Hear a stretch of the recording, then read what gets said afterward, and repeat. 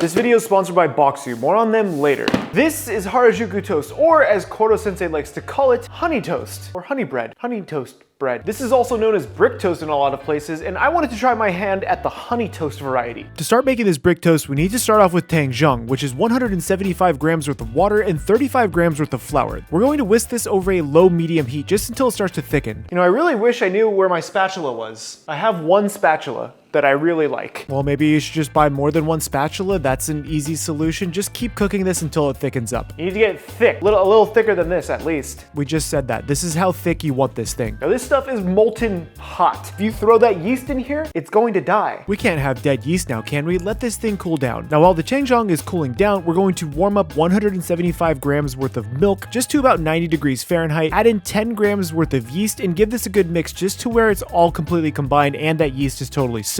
And then of course, give it a big whiff. I don't know what it is, but yeast inside milk just smells like cornflakes. It really, really does, and I highly recommend you smell it. Now that we have our liquids ready to go, we get to start mixing all of our dough. Place in all of your yeasty milk mixture into your bowl, followed by 2 whisked eggs, and then all of your tangzhong that is now cooled down. Make sure you get all of that in there and don't leave any of it behind. I like to make sure I whisk all of my wet ingredients before I add my dry. Otherwise, if you just dump all of your dry on top of it right now, then you may have like clumps of the tangzhong in there, and it's a good time. It's a good time in that wet ingredient area. Ingredients are always having a good time. Just make sure this is fully whisked together so it's nice and smooth. This is when we're going to add 575 grams worth of all-purpose flour, followed by 30 grams worth of sugar, and then grab your stand mixer. Place your dough hook attachment into this and mix this over a low speed just to start hydrating that dough. The hydration process takes about 5 or 6 minutes over that low speed, and once it kind of looks like this shaggy mess, this is when we're going to add 30 grams worth of whole room temperature butter. Add in about half of the butter at a time, making sure it fully incorporates before you add that second half in. I found my spatula. Knew I had it. You know, just order another spatula, man, so we at least have 2 of them. After that butter has incorporated, kick this thing up to a nice high speed for a few minutes just until it starts to come together. You should be able to do the window pane test, and if you can't, mix it for another 1 or 2 minutes at a high speed, and after that, you're going to be able to pull your dough directly out of the bowl and start working with it. You don't really need to overwork this. It's been in the mixer for about 12 minutes. All I'm doing is forming this into a nice boule. See, it's just being super gentle with it, you know, give it a little.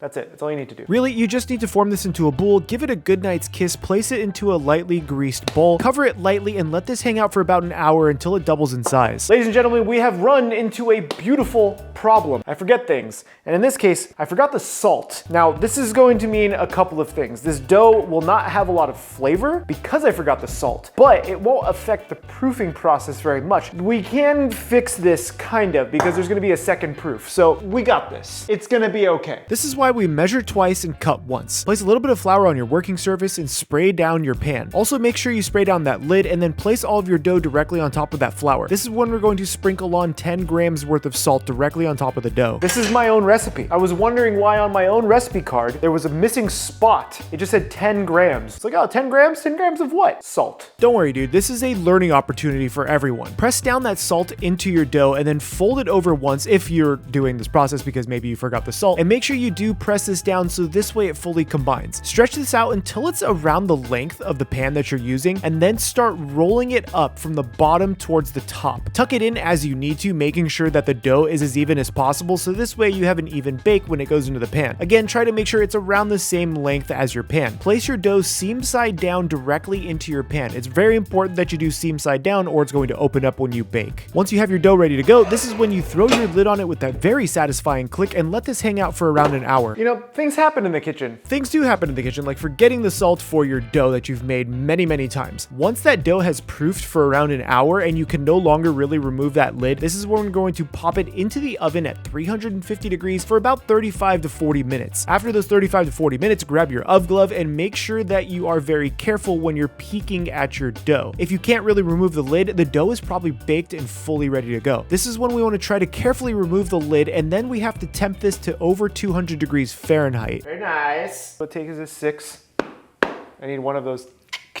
I think I do need one of those, but we can remove the bread. That's a nice bread. Wow. That's a nice bread. That is a nice bread. Look at how it just slides right out. That's beautiful.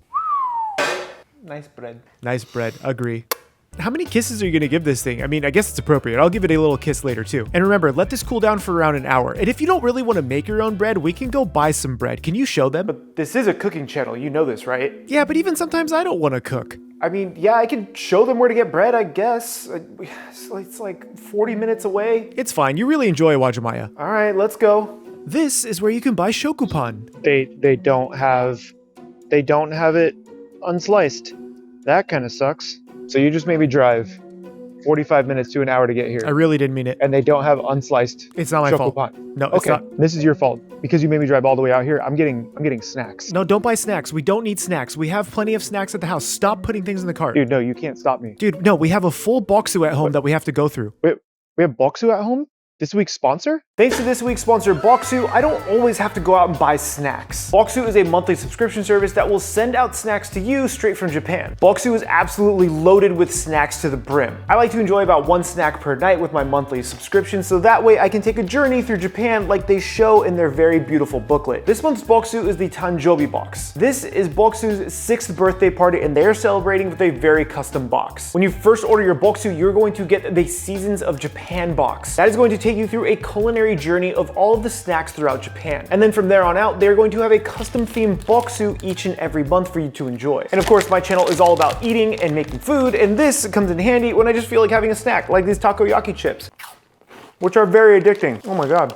I absolutely love that Boxu teams up with other makers in Japan, so that way they can continue to make, my mouth is literally salivating, continue to make all these amazing snacks exclusively for Boxu. Boxu is also giving the CHEFPK community $15 off their very first order if you use the link down below. Thank you to Boxu for sponsoring today's video. I am going to bathe myself in this yuzu jelly after I make this brick toast. If this is your only option, you could just take 2 or 3 slices and stack them. Now with the bread we have made, we're going to be trimming off the ends and making sure that we do just start eating it because it's delicious. That's good bread. That is good bread, and for good bread, we need good soup. Look at the inside of this thing. It's absolutely gorgeous. I'm really, really happy with it. This is a hearty chunk of bread right here. Now we have sandwiches for days. We should be making a ton of sandos with this, and I think it's going to happen. But back to this brick toast, we need to cover this in some honey. Use the best honey that you have. Anything local usually works out really, really well, and we need to slather the entire piece of brick toast in this honey, because this is where the honey toast part of it really comes in. We're gonna bake this at 350 degrees Fahrenheit for just about 4 or 5 minutes. Oh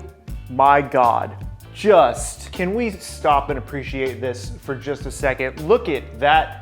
Look at that bread. Look at that bread. Oh my God. That makes me so happy. You should be proud of the things you make. This looks really good. This is the most important part about honey toast, or brick toast in general. And to be honest, I never knew about this until I really started diving into this recipe. We need to remove the center of this brick toast after it's been toasted with honey. You want to cut about 3/4 of the way down and then use a fork to try to pry out that center piece. Be super careful at this part. Look at that. Yes, it does look golden and delicious, and I want to shove it into my mouth right now while I edit. Oh, it smells so good. How many times have we sniffed the bread? Can someone let me know in the comments down below? Once you've removed that chunk out of your bread, this is when we dice the bread back up. This is what I've never done before, and this is what I realized it needs to be done. It's just so much better. Add in all of the bits that had been toasted first, and then fill it with whatever's left, making sure you don't lose any of it because you want to keep as much as you can. Now, in my opinion, this is the most fun part about honey toast. Once you get to this step, honestly, it's totally up to you to how you want to make it. You could make this savory, but we're going for a dessert. We're gonna hit this with some whipped cream, followed by some fresh fruit. And in this case, I'm using some sliced strawberries, followed by some Asian pear, and then some orange supremes, and then topping it with ice cream. No, I did not make my own ice cream. I wanted some Haagen-Dazs. Is that so wrong? Plus my ice cream machine's broken. Ice cream machine is pretty broken right now, and I have to buy a new one, so I'm gonna be using some Haagen-Dazs strawberry ice cream along with some vanilla ice cream. We're gonna garnish it with a bit more of that fresh whipped cream, followed by just a sprig of mint just to give it some life, and then we're going to drizzle a bunch more honey right on top, and there is our beautiful honey brick toast from Assassination Classroom. This thing is glorious. I think what we need to do though is we need to cut down the center. Guess we're eating on the cutting board. Here it is. Oh, come on, cross section, work with me. Ice cream, don't you dare fall over. Oh, baby, look at the, do you see what I was talking about with the cream? Look at that. Look at that center. That is beautiful. How do you even eat this? Do you just lay it down? I guess we'll just lay this bad boy down. Get out of here, plate. I really want the center. Cheers. Everything about this is amazing. The honey, the fruit, the ice cream, the bread is fresh and like bouncy and spongy. Yeah, this is it. If you want to discuss all the amazing flavors in here, join the Food Fight Academy down below. My name is Chef PK, and remember, keep playing with your food.